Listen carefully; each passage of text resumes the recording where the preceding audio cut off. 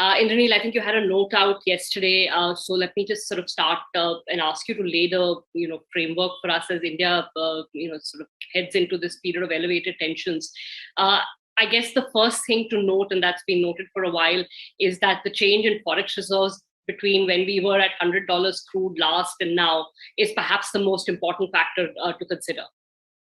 Yes, of course. So I think, as an economy, we should fade the geopolitical tensions that we see, the Russia-Ukraine crisis that we see. My view is that India has sufficient FX reserves to insulate itself from any major economic impact.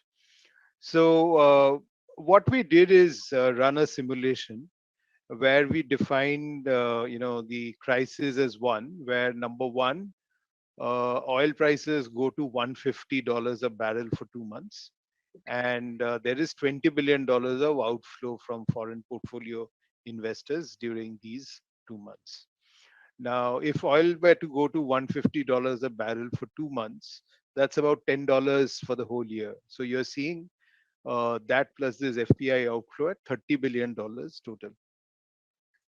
Now, if you look at the RBI, they have FX reserves of around $680 billion, and 600 billion is where I would pitch as adequate. So that means you have $80 billion surplus FX reserves, and you will be called upon to spend 30 billion. So you would still have a war chest of $50 billion with you. So from that perspective, I think we are in a very, very different position than we were, in the former oil shock, whether it is 1972, 1979, or 1990.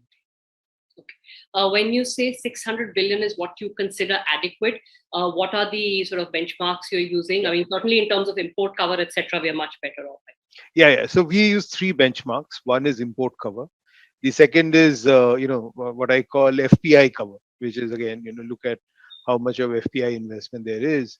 Probably that's somewhere close to 700 billion, 650 odd in equities, maybe another 30, 40 odd in fixed income. And thirdly, we look at short-term debt.